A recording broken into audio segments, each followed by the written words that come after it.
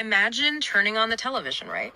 It is 7 o'clock on a Thursday evening. Okay, setting the scene. Yeah. And you are 9 years old. You've been following this beloved animated hero for months. And tonight is the grand finale. The big payoff. Exactly. Yeah. But instead of a triumphant, clean victory where the hero saves the day, you watch him snap. Oh, no. Yeah, you watch him remove his mask, revealing his identity, and then he just proceeds to commit what is essentially a brutal 5-minute public murder right in the middle of a wrestling ring. Wow. That is heavy for a kid. I mean, he uses iron pillars, he uses broken tables, telephone wires, a heavy iron gong. The whole scene just ends with the villain suspended upside down, crushed by a falling ceiling light, and the audio is just visceral, agonizing sound design. Well, I mean, that sounds like something that would trigger a massive congressional hearing today. Oh, absolutely. But in 1971, millions of kids watched exactly that. It was the finale of the anime Tiger Mask. Today, broadcasting that to children would just be classified as psychological abuse. We have so meticulously scrubbed our children's media of anything resembling that level of cruelty or pain. We really have. It's totally sanitized now. But the author we are exploring today, looking back over 60 years of a deeply observant life, he asks this terrifying question. What if sanitizing our children's media is actually doing more psychological damage than the violence ever did? Yeah, and that is really the crux of this deep dive. Welcome, everyone. We are examining a collection of personal essays from an author who possesses just this extraordinarily multi-layered worldview. It's fascinating. It is, because he looks at the brutal reality of 1970s anime, the psychological architecture of, like, a hotel breakfast buffet, and the agonizing complexities of his own family's history. And he uses all of this to strip away the comfortable narratives that society builds for us.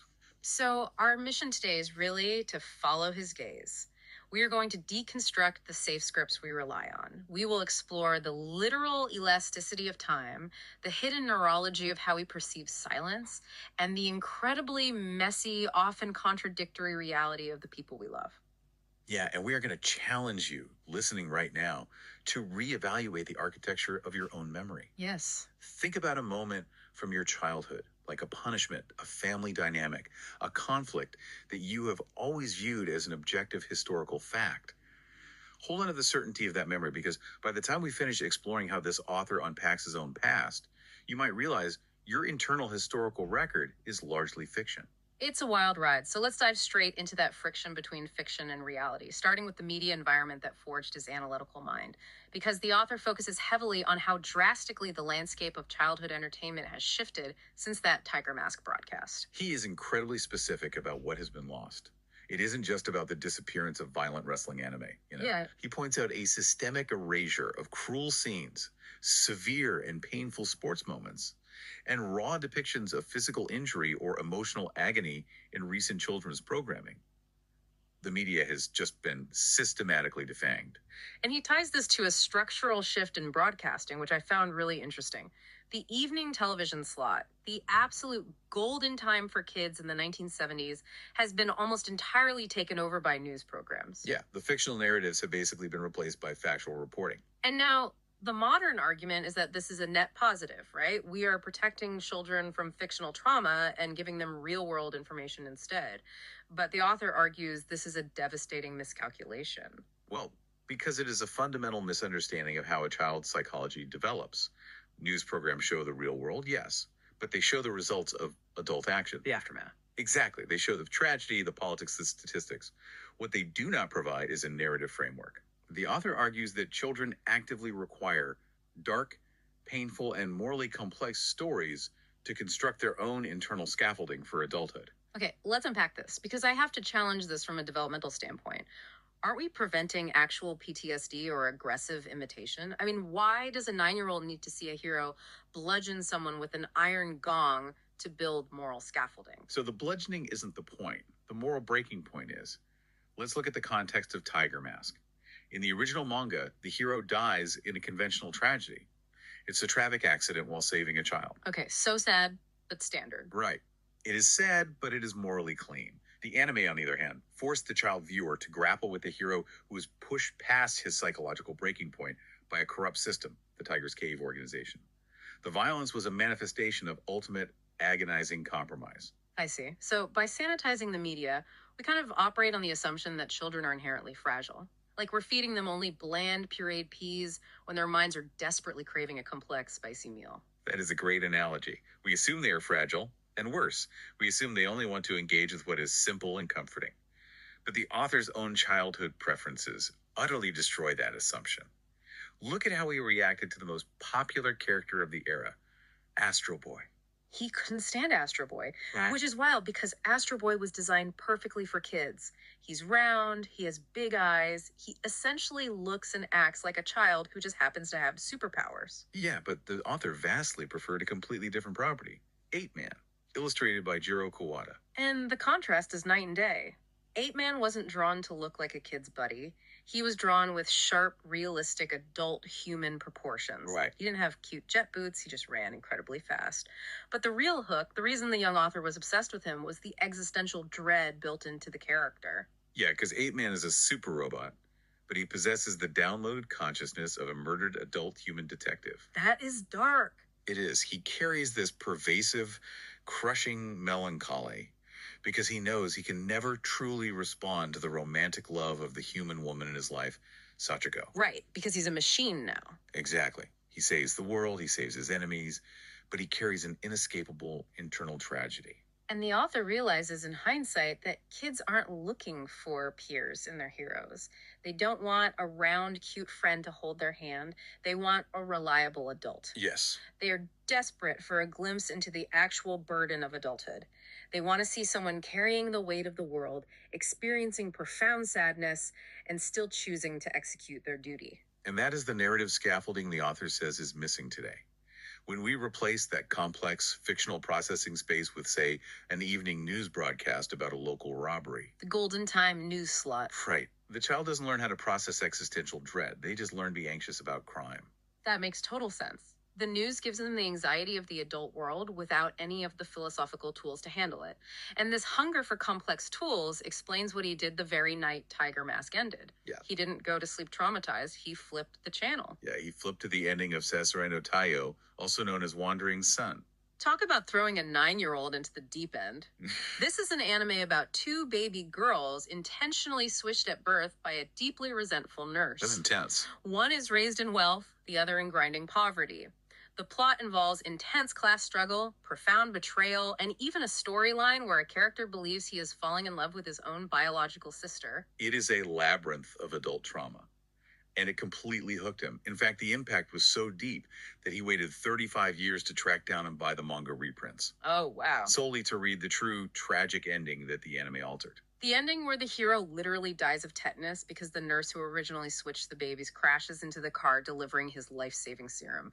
Just brutal. It is, but the permanence of that narrative impact proves his thesis. These severe stories did not break him. They provided a vital, complex, emotional vocabulary. Right. They taught him at a very young age that fairness is an illusion, that adults operate from hidden reservoirs of pain, and that societal rules often mask deep corruption. Which perfectly establishes the analytical lens he uses for the rest of his life. Because once you learn to see the complex, often ugly reality hiding beneath a cartoon, you start noticing the artificial scripts masking everyday adult society. Exactly. And he starts applying this lens to the most mundane situations imaginable. And there is nothing more mundane or more structurally revealing than a hotel breakfast buffet. So true. Picture the author in the early 1980s. He is at a US-Japan conference. It's the morning. And the hotel has laid out this massive breakfast spread. He sits back and simply observes the behavior of the Japanese student. Just watching them. Yeah. And they behave exactly as society dictates. They form a neat line, they pick up a tray, they shuffle slowly down the length of the buffet, and they meticulously take small, perfectly balanced portions of almost everything offered. They're executing a script of order, balance, and conformity. Right. Then he watches the American students. Some line up, but a large portion of them bypass the food entirely. They walk straight to the beverage station, grab a cup of black coffee, and go sit down to chat. They completely ignore the structural intention of the buffet line. And this contrast highlights what the author terms a cultural unfreedom. Now, let me push back on that term, unfreedom. Isn't he just observing basic courtesy? I mean, the Japanese students are being polite and utilizing the resources provided. How is eating a balanced breakfast an unfreedom? Well, because it is a failure to recognize the nature of the environment. A buffet is, by definition, an architecture of absolute choice. Right. But the Japanese students are experiencing an immense cognitive load, bringing external societal rules into a space where those rules are suspended. Oh, I see. They are operating under an internalized monologue. I am at a breakfast buffet, therefore I must eat breakfast. I must wait my turn in the queue. I must curate a plate that is nutritionally balanced and visually pleasing. They are policing their own desires. They are turning a space designed for total autonomy into an obligation. Exactly. The American students grabbing just coffee aren't being rude. They are accurately assessing their own internal desires, like, I am only thirsty, not hungry, and acting upon it without letting the external structure dictate their behavior. That makes a lot of sense. The unfreedom is the inability to separate what you actually want from what the environment suggests you should do. And the author's reaction to realizing this is brilliant. He decides to actively shatter his own script. He goes to a luxury hotel buffet, ignores the eggs, ignores the pastries, walks straight up to the pork shabu shabu station, and eats 5 entire plates of it. Nothing else. 5 plates of pork. Just pork. He rejects the balanced plate mandate to fully experience the autonomy of the space. It is a localized rebellion against ambient societal modeling. But this concept of relying on unspoken scripts goes far beyond how we load our plates. When society relies on these scripts to manage complex human interactions, it creates dangerous blind spots. Yeah. The author illustrates this critically when discussing the blank space in LGBTQ education. This is where his observation goes from a quirky anecdote to a profound societal critique. He points out that heterosexual relationships have what you just called ambient modeling. Right. Society is saturated with the script. A child grows up watching romantic comedies, seeing their parents interact, reading fairy tales. Even if no one ever explicitly sits them down and explains the mechanics of romance, they absorb a massive contextual framework for how those emotions operate. They understand the emotional vocabulary before they even experience the emotion. But for sexual minorities, historically, that ambient modeling has been actively erased or hidden. So when modern institutions like schools or corporations attempt to correct this through diversity training, they almost universally fail to address the core human element. They focus entirely on the operational mechanics.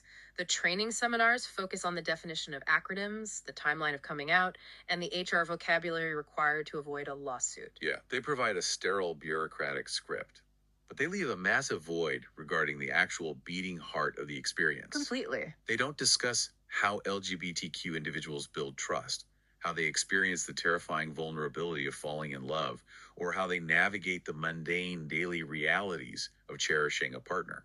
And the author argues this void is actively harmful because if you only teach people the clinical terminology without the emotional reality, you breed fear. Precisely. A large portion of discrimination does not stem from active malice. It stems from the anxiety of the unknown.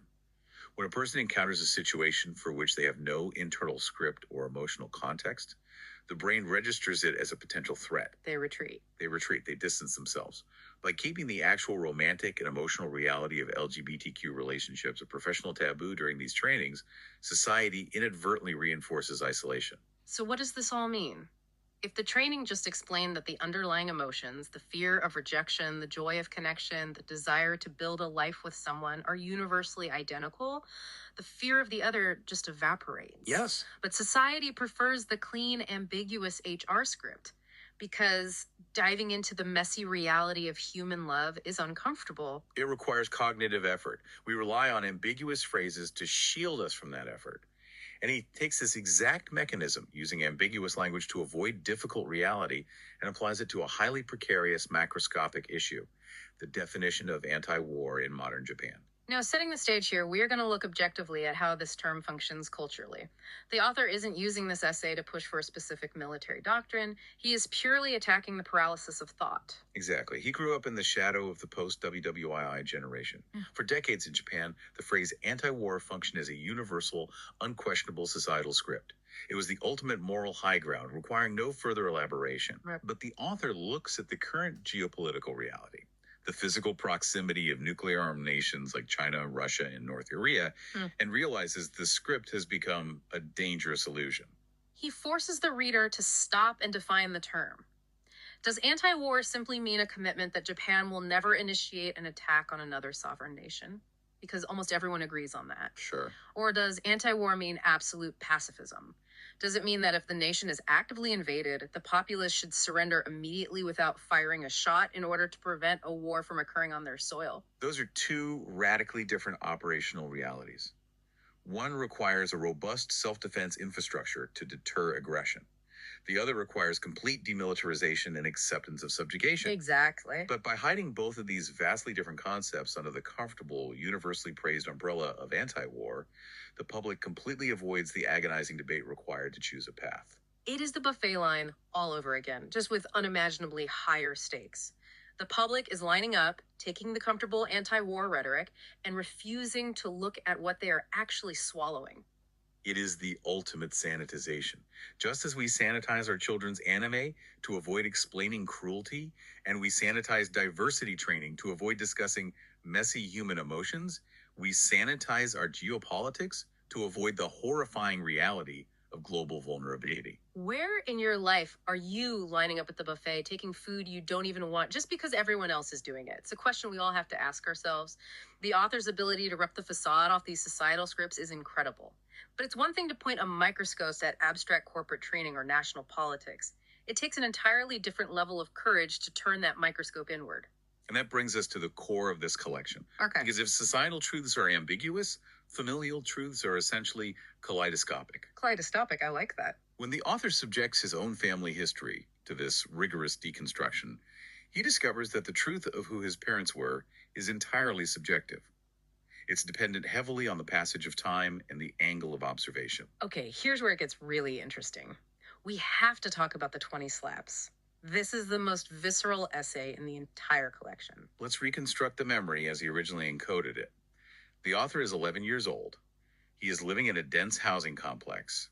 He and a group of his peers, along with several much younger kids, are riding bicycles in a narrow courtyard. Right, they are getting hyped up, they're speeding, cutting corners, feeding off each other's adrenaline. Suddenly, the author's father intercepts them. He doesn't shout a warning. He doesn't pull his son aside for a stern talking to. He steps directly into the path of his 11-year-old son, stops the bicycle, and without a word begins to slap him across the face. He slaps him roughly 20 times, hard, in full view of his friends and the younger kids in the neighborhood. For an 11-year-old, this is a defining trauma. The physical pain is secondary to the profound psychological humiliation. Of course. The memory is encoded into his brain as a moment of tyrannical injustice. His father is recorded in his internal history as a monster who used his superior physical strength to exact irrational dominance. And that memory calcifies. It sits in his mind, unquestioned, as an objective fact of his childhood for 50 years. Until the author is in his 60s and he receives a terrifying phone call in the middle of the night. His own son, who is 20 years old and living in a university dormitory, has been rushed to the emergency room with severe, acute alcohol poisoning. The author rushes to the hospital. He walks into the room and sees his son on a bed. The son is recovering. He is out of immediate danger, but he looks up groggily and mumbles, "Dad, I'm sorry." And in that specific fraction of a second, the author's brain is flooded with an overwhelming cocktail of terror, massive relief, and explosive anger. A total overload. Yeah. Before he can even process the thought, the author reaches out and slaps his 20-year-old son across the face. He slaps him 5 times. But on the 5th slap, something unexpected happens. The author feels a sudden, sharp, intense pain in his own hand. He stops, looks down at his palm, and sees a dark blood blister rapidly forming. His veins are bulging. His hand is throbbing in absolute agony. This is the exact moment his internal history shatters. The neurological reality of the pain forces a cognitive reevaluation of his 50-year-old memory. Because if striking a grown man's jaw 5 times causes a blood blister and agonizing pain in his own hand. Then what kind of excruciating physical torture was his father enduring while slapping an 11-year-old's face 20 times? The realization hits him like a freight train. His father wasn't enjoying it. His father wasn't asserting dominance. His father was in agonizing physical pain with every single strike. So why do it? The author is forced to reconstruct the environment of the courtyard, not from the perspective of a humiliated child, but from the perspective of an adult assessing risk. Right. The kids were speeding blindly. There were toddlers wandering the courtyard. A catastrophic, potentially fatal collision was seconds away. His father didn't have the luxury of time. He couldn't initiate a calm dialogue with a mob of adrenaline fueled kids. The father made a split-second, agonizing calculation. He decided to absorb the hatred of his eldest son. He turned himself into the terrifying villain of the housing complex, and he used his own child as a sacrificial example to instantly shatter the momentum of the group. Wow. He destroyed his relationship with his son to guarantee that nobody died that afternoon. The author describes it as an awe inspiring sense of lonely responsibility. It took half a century and the literal physical sting of a blood blister on his own palm to realize that his foundational memory of an abusive tyrant was completely wrong. It was an act of desperate protection. This reveals a profound psychological mechanism. We rarely encode the objective truth of a person. We encode the specific interaction we have with them. Human beings have as many faces as there are observers. That's so true. And the author explores this fragmentation even further when examining his mother. His mother is one of the most complex figures in these essays. He refers to her as an adult girl, a walking contradiction who seemed entirely devoid of standard maternal instincts. We have to look at the neurological impact of her formative years. She was a teenager in Tokyo during the massive incendiary air raids of World War II. She literally had to step over charred bodies in the street to survive. The trauma was so severe that it fundamentally altered her physiology. The author notes that she completely lost her sensitivity to physical pain, which is a documented neurological phenomenon. In cases of severe sustained trauma, the brain can initiate a chronic dissociative state, essentially dampening the somatic nervous system to protect the psyche from physical reality. But the author observes that this dampening wasn't just physical, it stunted her emotional development. It froze her in time. She would exhibit bizarre, childlike behaviors. She would take entire bags of amanado, which are sweet, sticky beans, and pour them directly into her mouth, completely ignoring social decorum. She would betray the author's trust without a second thought. He specifically begged her not to tell his father about a time he dangerously crossed a busy road, and she immediately sold him out, resulting in another physical punishment. But the most glaring example of her emotional detachment is how she managed the birth of her second son, the author's younger brother. This part is genuinely shocking. She intentionally scheduled a cesarean section for late March. In the Japanese school system, the academic year starts in April. April 1st, yeah. If she had waited a few more days for a natural birth in early April, her son would have been the oldest, most developed kid in his incoming class. Instead, by forcing the birth in late March, she ensured he was placed in the previous cohort, making him the absolute youngest and smallest in his grade. And she didn't do this for medical reasons. She did it entirely to fit her own personal timeline and convenience, seemingly completely blind to the long-term sociological impact on the child. Okay, I have to interject here because this goes beyond being an eccentric adult girl. This is active sabotage. The younger brother spent his entire childhood at a severe physical and developmental disadvantage compared to his peers, breeding years of intense inferiority. How does the author just write this off as a quirk of trauma? How does he forgive her for manipulating her child's development for her own convenience? You're touching on the hardest part of his familial philosophy. Eh? He doesn't write it off, and I'm not entirely sure he forgives her in the traditional sense of absolving her of guilt. Okay. What he does is he stops demanding that she exist as a functional maternal archetype. He accepts the totality of her distortion. He recognizes that the air raids permanently arrested her emotional maturity. He views her actions not as calculated malice, but as the chaotic flailing of a damaged survivor. He accepts the broken reality instead of mourning the fantasy of a perfect mother. Exactly. And this acceptance is thrown into sharp relief when he interacts with that same younger brother decades later. The brother who was born 8 years after the author. Right. 8 years is a massive gap in family dynamics. By the time the younger brother is fully conscious of his environment, the chaotic extended family that the author grew up with has moved out. The terrifying strict father has mellowed significantly with age. The household is quiet. The younger brother experiences a completely different ecosystem. So much so that when they are adults, the younger brother casually calls the author arrogant and accuses him of being emotionally cold. And instead of arguing, the author has an epiphany. They didn't grow up in the same family. Wow. They share the same genetic parents, but the versions of the parents they interacted with were entirely distinct entities. To the younger brother, their mother was just a kind, slightly eccentric older woman. He never saw the traumatized survivor pouring beans in her mouth while a multi-generational household screamed around her. The brother's internal historical record is completely different. Neither memory is factually wrong. They are just different angles of observation. The author's ultimate conclusion is incredibly profound. You cannot deeply love someone by clinging to a sanitized, objective ideal of who they are. Deep familial love requires accepting the shifting, subjective, deeply flawed distortions. And arriving at that level of acceptance requires immense cognitive flexibility. The realization that it took 50 years to decode the memory of his father forces the author to pivot his analytical lens toward the very medium in which these memories are suspended, time itself. Because that's the ultimate mystery, isn't it? Why does a 50-year grudge dissolve in the fraction of a second it takes a blood blister to form? Why does the past feel so compressed?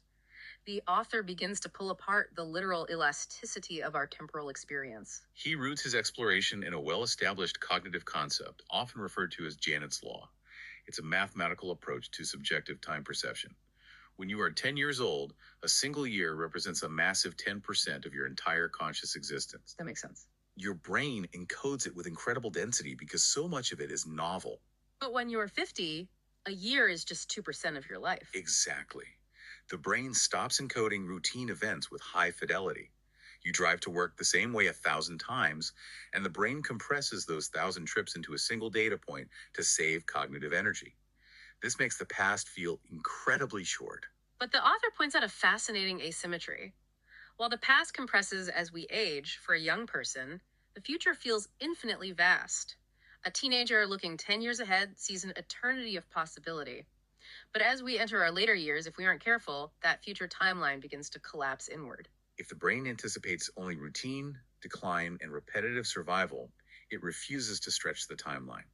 The author argues that we must actively fight this neurological compression. We have to strategically place beacons of excitement in the future. By scheduling a trip, picking up a deeply challenging hobby, or planning a specific event with a grandchild, you are forcing the brain to anticipate novelty. You are manually inflating the subjective experience of the time leading up to that event. You are creating new cognitive anchors. But his exploration of time perception gets significantly more profound and much stranger when he shifts from looking at years to looking at seconds, specifically how the brain processes silence. The illusion of silence. This blew my mind. It begins with an acoustic psychology phenomenon called the one is more illusion. If I play a continuous tone for exactly 5 seconds, and then I play a series of broken staccato tones that mathematically total exactly 5 seconds, your brain will reliably perceive the continuous tone as lasting significantly longer. A continuous event warps time more than a fragmented one. Okay, that makes sense. But the author makes a brilliant cognitive leap. He points out that this illusion applies equally to the absence of sound. One silence is more. Think about the metaphor of audio recording software. If you hit record but mute the microphone, the computer doesn't just stop working. The hard drive is spinning, actively writing a massive continuous file of zero volume data. It is taking up physical space. That is exactly how the brain processes a quiet room. It doesn't just shut off the auditory cortex. It actively processes the lack of input as a continuous block of sensory data. Because it is processing this unbroken block of silence data, subjective time stretches dramatically. Which perfectly explains why sitting in a perfectly quiet waiting room makes 10 minutes feel like an hour and a half. Your brain is building a massive temporal architecture out of nothingness. Now take that concept, the brain's ability to warp time based on continuous sensory input, and combine it with how the brain operates when decoupled from waking reality. He starts looking at dreams. We all know the phenomenon of waking up from a dream that felt like an epic, sprawling narrative spanning weeks, only to look at the clock and realize we only hit the snooze button for 9 minutes. When the brain isn't tethered to the physical constraints of walking, talking, and processing real-time visual physics, its processing speed becomes exponential. It constructs massive realities in milliseconds. And crucially, it uses tiny, random external stimuli as the seeds for these massive realities. You kick your blanket off in the middle of the night, your leg feels a draft of cold air, and your hyperfast subconscious instantly generates a cinematic 3-day narrative about you being lost in a blizzard on Mount Everest. So the author takes these two neurological facts, the brain's ability to stretch subjective time to near infinity and its ability to construct sprawling narratives from tiny external sensory cues, and he applies them to the ultimate threshold. He theorizes about the cognitive state of someone who is dying. This might be the most empathetic, beautiful piece of theory I have ever read. Picture the agonizing reality of standing around the hospital bed of a dying parent or loved one. We feel entirely helpless. We watch the monitors, we hold their hand, and we wait for the timeline to end. But the author hypothesizes, what if the dying brain, shutting down external motor functions, enters that hyperprocessing dream state? We know from neurological studies of near-death experiences that the brain can experience massive surges of connectivity and neurotransmitter release in its final moments. If that is true, what if we stop just passively watching and we actively provide specific, curated sensory inputs, like being a DJ for the subconscious? What if we play the specific jazz record they listened to in their 20s? What if we bring in the exact perfume their spouse wore on their wedding day 50 years ago? What if we introduce the scent of ocean salt water? If a draft of cold air can build Mount Everest in 9 minutes of sleep, then the scent of that perfume and the sound of that trumpet could be the exact data the hyperspeed brain needs to construct a subjective eternity of beautiful, joyful memories in their final 10 seconds of biological life. You are no longer a helpless bystander. You become the architect of their final subjective reality.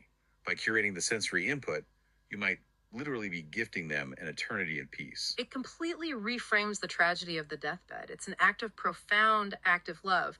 But this philosophical, almost ethereal view of time is sharply contrasted by the author's next focus. Because while time might stretch infinitely in our minds, it is relentlessly physically degrading our bodies. The author is unflinchingly honest about the humiliating physical realities of aging. He pivots from the beauty of the dying brain to the comical tragedy of his own failing proprioception. He introduces the Yajirobe test. For those who don't know, a Yajirobe is a traditional Japanese balancing toy. It's a little wooden figure with a heavy weight on each outstretched arm, balancing on a central pivot point. The author is listening to an elite athlete describe the ultimate test of physical mastery. The athlete claims that true control isn't lifting heavy weights. It's closing your eyes, raising your arms, and holding them perfectly parallel to the ground without any visual feedback. It sounds ridiculously easy. So the author stands in his room, closes his eyes, and raises his arms. He adjusts his shoulders, feels the alignment, and is quite confident he's nailed it. He is a perfectly balanced machine. Then he opens his eyes and looks in the mirror. He is horrified. He doesn't look like an elite athlete. He looks like a broken Yajirobe toy. One arm is angled way up, the other is drooping down. His shoulders are misaligned. He is a crooked mess. It's a funny image, but the underlying neurological reality terrifies him. Proprioception is the brain's ability to map the body's position in physical space. His brain's map is completely out of sync with physical reality. And he makes a devastating philosophical leap. If his brain cannot even accurately locate his own arms in an empty room, how can he possibly trust his brain to accurately map complex emotional biases, societal trends, or long-term life decisions? The failing physical body becomes a metaphor for a loss of cognitive grip on the world. This feeling of losing physical control bleeds into his observation about broader societal shifts, particularly his deep mourning over the disappearance of cursive handwriting in schools. Now, let me play devil's advocate here. On the surface, an older man complaining about kids not learning cursive sounds like the ultimate cliche. It sounds like someone just angry that the world moved on to keyboards and tablets. If it were just about aesthetics, yes. But his argument is rooted in physical cognition. Cursive writing isn't just drawing letters. It is a continuous, rhythmic motor function. The pen never leaves the paper. He refers to this continuous physical connection as the body temperature of thought. The body temperature of thought, I love that phrase. When you write in cursive, the physical flow of the ink mirrors the continuous flow of the cognitive process. When we replace that with the staccato, fragmented tapping of a plastic keyboard, the author argues we are severing the physical rhythm of thought. We are losing the biological signature, the literal human friction of our daily actions. It ties right back to the illusion of silence. Cursive is the continuous tone. Typing is the broken tones. He feels society is losing its continuity. And this leads to a massive source of anxiety for the older generation. How do you exist in a world that is moving too fast, using tools you find alienating? How do you gracefully step aside? To navigate this, the author pulls in a foundational concept from developmental psychologist Lev Vygotsky, the zone of proximal development, or ZPD. Let's unpack the mechanics of ZPD. The zone of proximal development is the cognitive space between what a learner can achieve entirely on their own and what they can achieve with the guidance of a skilled partner. The role of the teacher, or the parent, or the older generation, is to step into that zone and provide scaffolding. You bear the structural weight of the task while the learner develops their skills. It's a beautiful model of mentorship, but the author points out the agonizing truth that Vygotsky left out. The hardest part of the Zikshi isn't building the scaffolding. Building the scaffolding feels good. It feeds the ego to be needed. The truly difficult part is the final step, dismantling the scaffolding. Once the learner can perform the task, the older generation must step away. They must watch the younger generation succeed without them, often using new methods like keyboards instead of cursive that the older generation doesn't fully understand. It requires suppressing an immense amount of biological ego and jealousy. The author realizes that aging gracefully is an ethical challenge. Can you accept your reduced range of motion in the world? Can you find joy in the success of a world that no longer requires your direct input? It's the ultimate test of maturity. And to fight off the despair that naturally accompanies this physical and societal decline, and he is very open about his struggles dealing with encroaching glaucoma and a hilariously tragic bout of food poisoning from eating way too much roast pork, he decides he needs an anchor. He returns to his theory of time. He needs to place a beacon of excitement in the future to stretch his collapsing timeline. He decides to start a morning jogging routine, but it's just 5 or 10 minutes. He has zero interest in running a marathon, lowering his resting heart rate for a doctor, or achieving some abstract metric of wellness. His motivation is incredibly specific and purely joyful. He looked at his infant granddaughter and he sets a 20-year goal. He wants to go on a date with her when she is in her 20s. He loves sweets, so the plan is to walk through the city, go to a nice cafe, and eat pastries together.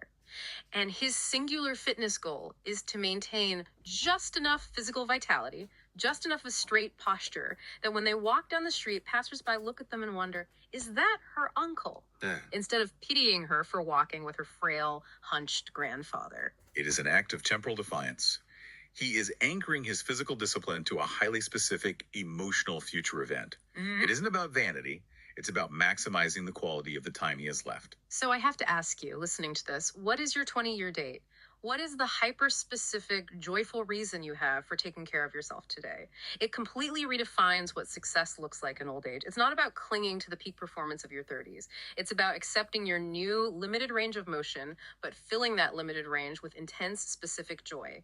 It's about being content with a single, perfectly chosen plate at the buffet, rather than needing to consume everything. He finds a profound metaphor for this acceptance in a glass of plum wine. A former boss invites him over and serves him a batch of homemade plum wine that has been aging in a jar for 30 years. The author is not a heavy drinker, but he takes a sip of this 3-decade-old vintage and he is struck by the texture. Fresh alcohol burns. It is sharp, volatile, and aggressive. But after 30 years, the chemical structure has fundamentally altered. The author notes that the wine has lost all of its thorns. The sharp, burning edges have entirely dissolved.